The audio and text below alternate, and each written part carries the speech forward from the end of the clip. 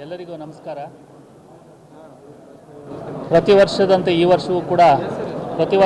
ವರ್ಷವೂ ಕೂಡ ಶ್ರೀ ಮಠದ ವತಿಯಿಂದ ವಾಲ್ಮೀಕಿ ಜಾತ್ರೆಯನ್ನು ನಡೆಸ್ಕೊಂಡು ಬರ್ತಾ ಇದ್ದಾರೆ. ನಮ್ಮ ಜಿಲ್ಲಾಡಳಿತ ಶ್ರೀಮಠಕ್ಕೆ ಮತ್ತು ಬಹುಸಂಖ್ಯೆ ಜನ ಇಲ್ಲಿ ಸೇರೋದ್ರಿಂದ ಇಲ್ಲಿ ಶುಚಿತ್ವಕ್ಕೆ ಸಂಬಂಧಪಟ್ಟಂತೆ, ಆಹಾರದ ಸುರಕ್ಷತೆಗೆ ಸಂಬಂಧಪಟ್ಟಂತೆ ಇತ್ಯಾದಿ ವ್ಯವಸ್ಥೆಗಳನ್ನು ನಾವು ಮೇಲುಸ್ತುವಾರಿಯನ್ನು ಮಾಡ್ತೇವೆ.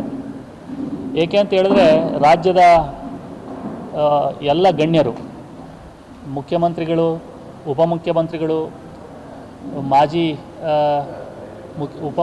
ಮಂತ್ರಿಗಳು ಮತ್ತು ಮಾಜಿ ಮಂತ್ರಿಗಳು ಮತ್ತು ವಿರೋಧ ಪಕ್ಷದ ನಾಯಕರುಗಳು, ಮಾನ್ಯ ನಾಯಕರುಗಳು ಎಲ್ಲರೂ ಕೂಡ ಈ ಕಾರ್ಯಕ್ರಮಕ್ಕೆ ಬರೋ ನಿರೀಕ್ಷೆಯನ್ನು ಶ್ರೀಮಠದ ಗುರುಗಳು ಮತ್ತು ಮಾನ್ಯ ಶಾಸಕರು ತಿಳಿಸಿದ್ದಾರೆ. ಈ ಹಿನ್ನೆಲೆಯಲ್ಲಿ ನಾವು ಏನೇನು ಭದ್ರತೆಗಳಾಗಬೇಕು, ವ್ಯವಸ್ಥೆಗಳಾಗಬೇಕು, ಆ ಪ್ರೋಟೋಕಾಲ್ ಪ್ರಕಾರ ಆ ಎಲ್ಲ ಸಿದ್ಧತೆಗಳನ್ನು ನಾವು ಮಾಡಿಕೊಳ್ಳೋದಕ್ಕೆ ಈಗಾಗಲೇ ನಮ್ಮ ಅಧಿಕಾರಿಗಳ ನೇತೃತ್ವದ ತಂಡಕ್ಕೆ ನಾವು ಸೂಚನೆಯನ್ನು ಕೊಟ್ಟಿದ್ದೇವೆ. ಇದಲ್ಲದೆ ಸಾರಿಗೆ ವ್ಯವಸ್ಥೆಯನ್ನು ಕೂಡ ನಾವು ದಾವಣಗೆರೆ ನಗರದಿಂದ ಮತ್ತು ಹರಿಹರದಿಂದನೂ ಕೂಡ ಈ ವರ್ಷ ನಾವು ವಿಶೇಷವಾದಂಥ ಜಾತ್ರಾ ವಿಶೇಷ ಅಂತೇಳಿ ಬಸ್ಗಳ ವ್ಯವಸ್ಥೆಯನ್ನು ಮಾಡಿದ್ದೇವೆ. ಏಕೆಂದರೆ ಸಾಕಷ್ಟು ಜನರು ಕೂಡ ದಾವಣಗೆರೆ ಸಿಟಿಗೆ ಬರ್ತಾರೆ ಮತ್ತು ಹರಿಹರಕ್ಕೆ ಬರ್ತಾರೆ ಬೇರೆ ಬೇರೆ ಭಾಗಗಳಿಂದ. ಅವರು ಶ್ರೀಮಠಕ್ಕೆ ತಲುಪೋದಕ್ಕೆ ನಾವು ಒಂದು ಬಸ್ಸಿನ ವ್ಯವಸ್ಥೆಯನ್ನು, ಪ್ರತಿ 1 ಗಂಟೆಗೆ ಒಂದು ಬಸ್ಸಿನ ವ್ಯವಸ್ಥೆಯನ್ನು ನಾವು ಮಾಡೋದಕ್ಕೆ ವ್ಯವಸ್ಥೆಯನ್ನು ನಾವು ಮಾಡಿಕೊಂಡಿದ್ದೇವೆ. ಇದಲ್ಲದೆ ಅನೇಕ ವಿಚಾರಗೋಷ್ಠಿಗಳು ಈ ಒಂದು ಜಾತ್ರಾ ಸಂದರ್ಭದಲ್ಲಿ ನಡೀತವೆ. ಈ ಮಕ್ಕಳಿಗೆ ಅನುಕೂಲ ಆಗೋ ರೀತಿಯಂಥ ಈ ಕಾನೂನು ವಿಚಾರಗೋಷ್ಠಿ ಆಗ್ಬೋದು, ಅವರ ಮಕ್ಕಳುಗಳಿಗೆ ಅವಕಾಶಗಳು ಸಿಗುವಂಥ ವಿಚಾರಗೋಷ್ಠಿಗಳನ್ನು ಕೂಡ ಈ ಸಾರಿ ಹಮ್ಮಿಕೊಂಡಿದ್ದೀವಿ ಅಂತೇಳಿ ಸ್ವಾಮೀಜಿಯವರು ತಿಳಿಸಿದ್ದಾರೆ. ಪತ್ರಿಕೆಯನ್ನು ತಾವು ನೋಡಿದ್ರೆ ಗೊತ್ತಾಗ್ತದೆ. ಮತ್ತು ಕನ್ನಡ ಸಾಹಿತ್ಯಕ್ಕೆ ಸಂಬಂಧಪಟ್ಟಂಥ ವಿಚಾರಗೋಷ್ಠಿಗಳು ಕೂಡ ಇರ್ತವೆ. ಹಾಗಾಗಿ ಹೆಚ್ಚಿನ ವಿದ್ಯಾರ್ಥಿಗಳು ರಜದ ದಿವಸ, ಈಗ ಪರೀಕ್ಷಾ ಸಮಯನ ಬಿಟ್ಟು ರಜದ ದಿನ ವಿದ್ಯಾರ್ಥಿಗಳು ಕೂಡ ಹೆಚ್ಚಿಗೆ ಭಾಗವಹಿಸಿದ್ರೆ ಅವ್ರಿಗೂ ಕೂಡ ಜ್ಞಾನಾರ್ಜನೆ ಈ ಮುಖೇನ ಆಗ್ತದೆ ಅಂತಕ್ಕಂಥದ್ದನ್ನು ನಾವು ತಿಳಿಸಿದ್ದೇವೆ ಗುರುಗಳವರಿಗೆ.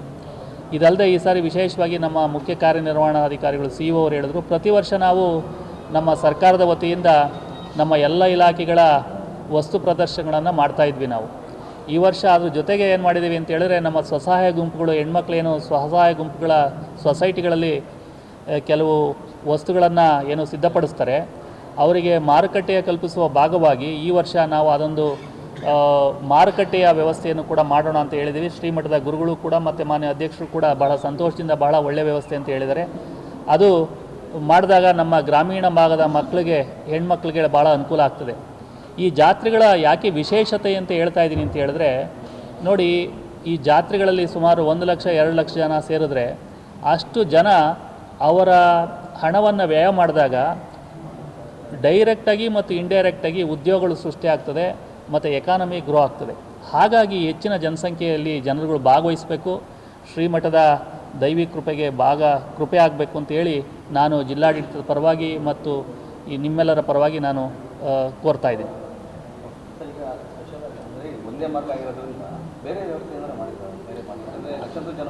ನಾನು ಈಗ ನಮ್ಮ ಸಿಬ್ಬಂದಿಯವ್ರ ಜೊತೆ, ನಮ್ಮ ಪೊಲೀಸ್ ಸಿಬ್ಬಂದಿಯವ್ರ ಜೊತೆ ಚರ್ಚೆ ಮಾಡಿ ಬೇರೆ ಆಲ್ಟರ್ನೇಟಿವ್ ಏನಾದರೂ ಮಾಡೋದಕ್ಕೆ ವ್ಯವಸ್ಥೆ ಇದೆ ಅಂತ ಹೇಳಿದ್ರೆ ಅದನ್ನು ನಾವು ಮಾಡೋದಕ್ಕೆ ನೋಡ್ತೇವೆ. ಹೌದು, ಆಗಿದೆ. ಅದಕ್ಕೋಸ್ಕರ ಕೂಡ ತಮ್ಮ ಗಮನದಲ್ಲಿ ಇರಬೇಕು.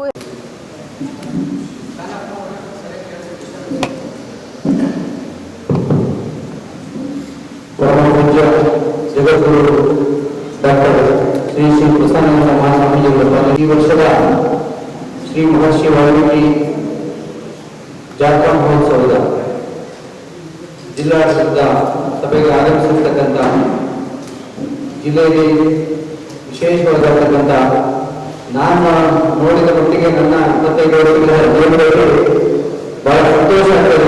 ಅಧಿಕಾರಿಗಳ ಕಾರ್ಯವೈಖರಿ ಬಹಳ ಸಂತೋಷ ಆಗ್ತದೆ. ಜಿಲ್ಲಾಧಿಕಾರಿಗಳ ಈ ಜಾತ್ರಾ ಸಮಿತಿ ಅಧ್ಯಕ್ಷರು ಸರ್ದಾರ ಕರ್ನಾಟಕದ ನಾಯಕರಾಗಿ, ಶಾಸಕರಾಗಿ ನಮ್ಮ ಈ ಬಾರಿ ಜಾತ್ರಾ, ಹಾಗೆಯೇ ನಮ್ಮ ಜಿಲ್ಲಾ ಪಂಚಾಯತ್ನ CEO ಅವರು ಇದ್ದಾರೆ, ರಿಟೈರ್ಡ್ ACP ಅವರು. ಈಗ ಬೆಂಗಳೂರಿನಲ್ಲಿ ACP ಆಗಿ ರಿಟೈರ್ಡ್ ಆದರು. ಸಮುದಾಯದ ಮುಖಂಡರು, ಪರಿಶಿಷ್ಟ ವರ್ಗಗಳ ಕಲ್ಯಾಣ ಇಲಾಖೆಯ ಜಂಟಿ ನಿರ್ದೇಶಕರು ಆಗಿರ್ತಕ್ಕಂಥ ರಾಜ್ಕುಮಾರ್ ಅವರು, ಸಮುದಾಯದ ಬಂಧುಗಳು, ಮತ್ತೆ ನಮ್ಮ ಷಡಾಕ್ಷರಗಳು, ಎಲ್ಲರೂ ಇದ್ದಾರೆ. ಜಿಲ್ಲಾ ಮಟ್ಟದ ಎಲ್ಲ ಅಧಿಕಾರಿಗಳು ಕೂಡ ಹೃದಯಪೂರ್ವಕವಾಗಿ ಸ್ವಾಗತ. ಏನು ಅಧಿಕಾರಿಗಳು ಕಳೆದ ಬಾರಿ ಜಾತ್ರೆಯಲ್ಲಿ ಭಾಗವಹಿಸಿದ್ದೀರಿ, ಬಹಳ ಜನಕ್ಕೆ ಅನುಭವಗಳಿದೆ. ಹೊಸೊಬ್ಬರಿಗೆ ಹೇಳ್ಬೇಕಾಗ್ತದೆ ಅಷ್ಟೇ. ಪ್ರತಿ ಸಾರಿ ಈ ಮುಖ್ಯಮಂತ್ರಿಗಳು ಮತ್ತೆ ಗೌರವಾನ್ವಿತ ಸಚಿವರುಗಳು, ವಿರೋಧ ಪಕ್ಷದ ನಾಯಕರುಗಳು, ಸಂಸದರು, ಎಲ್ಲ ಮಾನ್ಯ ಶಾಸಕರುಗಳು ಎಲ್ಲರೂ ಕೂಡ ಈ ಒಂದು ಕಾರ್ಯಕ್ರಮಕ್ಕೆ ಆಹ್ವಾನವನ್ನ ಹರಿಹರ ತಾಲೂಕಿನಲ್ಲಿರ್ತಕ್ಕಂಥ ತಹಸೀಲ್ದಾರ್ ಸಾಹೇಬರಿರ್ಬೋದು, ಸರ್ಕಲ್ ಇನ್ಸ್ಪೆಕ್ಟರ್ ಇರ್ಬೋದು, ಮತ್ತೆ ನಗರಸಭೆಯ ಮುಖ್ಯಾಧಿಕಾರಿಗಳಿರ್ಬೋದು ಮಾಡಿದ್ದೇವೆ. ಹಾಗಾಗಿ ಇದಾದ ತಮ್ಮ ತಮ್ಮ ಜವಾಬ್ದಾರಿಗಳನ್ನ ನಿಭಾಯಿಸಿಕೊಳ್ಬೇಕಂತ ಶ್ರೀಮಠದ ಪರವಾಗಿ ಭಕ್ತಪೂರ್ವಕವಾಗಿ ಇವರಲ್ಲಿ ಮನವಿ ಮಾಡ್ತೇವೆ. ಪ್ರಮುಖವಾಗಿ ಪ್ರತಿ ವರ್ಷದಂತೆ ಈ ಬಾರಿ ಸ್ವಲ್ಪ ಜನಸಂಖ್ಯೆ ಜಾಸ್ತಿ ಆಗ್ತದೆ ಅಂತ ನಾವೆಲ್ಲರೂ ಕೂಡ ನಿರೀಕ್ಷೆ ಮಾಡಿದ್ವಿ. ಕಳೆದ ಬಾರಿ ಬಹಳ ಅಚ್ಚುಕಟ್ಟಾಗಿ ಇಲ್ಲಿ ಸ್ಥಳೀಯವಾಗಿ ಸರ್ಕಲ್ ಇನ್ಸ್ಪೆಕ್ಟರ್ ಕಳೆದ ಬಾರಿ ಇದ್ದಂತವರು ಸುರೇಶ್ ಸತ್ತಿ ಸರ್ ಇದ್ದಾರೆ. ಈ ಬಾರಿ ಸ್ವಲ್ಪ ಟ್ರಾಫಿಕ್ ಏನಾಗ್ತದೆ ಅಂದ್ರೆ ಸ್ವಲ್ಪ ಮಾಡ್ತಾರೆ. ಅದಕ್ಕೆ ನಮ್ಮ ರಿಕ್ವೆಸ್ಟ್ ಇದೆ ಏನಂದ್ರೆ, ಮುಂಚೆನೆ ಅಲ್ಲಿ ಸ್ಥಳೀಯ PDO ಹೇಳಿ ಅದನ್ನೆಲ್ಲರೂ ಕೂಡ ಮಾಡೋದಕ್ಕಿಂತ ಏನು ಶ್ರೀಮಠದ ಆವರಣದ ಪಕ್ಕದಲ್ಲೇ ಏನು ನಮ್ಮ ಮಠಕ್ಕೆ ಸೇರಿದಂತ ಜಮೀನುಗಳಾಗಿದ್ದಾವೆ. ಹಾಗಾಗಿ ಅದ್ರ ಪಕ್ಕದಲ್ಲಿ ಸ್ವಲ್ಪ ನಾನು ಸ್ಥಳೀಯ ತಹಸೀಲ್ದಾರ್ ಸಾಹೇಬರನ್ನ ಮಾತಾಡಿದ್ದೀನಿ. ಅಲ್ಲಿ ಸ್ವಲ್ಪ ಬಿಲ್ಲ ಅಂದ್ರೆ ನಾವು ಪಾರ್ಕಿಂಗ್ ಮಠದ ಪಕ್ಕದಲ್ಲೇ ಕಾಂಪೌಂಡ್ ಪಕ್ಕದಲ್ಲೇ ಪಾರ್ಕಿಂಗ್ ಮಾಡ್ಕೊಂಡು ನೇರವಾಗಿ ಬರ್ಲಿಕ್ಕೆ ಅವಕಾಶ ಆಗ್ತದೆ. ಅದೊಂದು ದಯವಿಟ್ಟು ಸಹಾಯ ಮಾಡ್ಬೇಕಂತ ಕೇಳ್ತೇವೆ. ಹೀಗೆ ಪಕ್ಕದಲ್ಲೇ ಕಾಂಪೌಂಡ್ ಪಕ್ಕದಲ್ಲೇ ಬಂದು ಜನ ಹಿಡಿದು ಒಳಗೆ ಬರ್ಲಿಕ್ಕೆ ಅನುಕೂಲ ಆಗ್ತದೆ, ಅದನ್ನು ಮಾಡ್ಕೊಡ್ಬೇಕಂತ ಕೇಳ್ಕೊತೇವೆ. ಇನ್ನು ಪ್ರತಿ ವರ್ಷದಂತೆ ಹರಿಹರ ನಗರಸಭೆಯ ಮುಖ್ಯಾಧಿಕಾರಿಗಳು ಅಲ್ಲಿ ಹೆಲ್ತ್ ಆಫೀಸರ್ಗೆ ಏನಾಗ್ತದೆ, ಅಡಿಗೆ ಹತ್ರ ನಾವು ಬಹಳ ಕೇರ್ ಮಾಡಬೇಕಾಗ್ತದೆ. ಅಡಿಗೆ ಮಾಡೋದ್ರ ರಾತ್ರಿ ಹೊತ್ತು ಕೂಡ ಜೊತೆಗೆ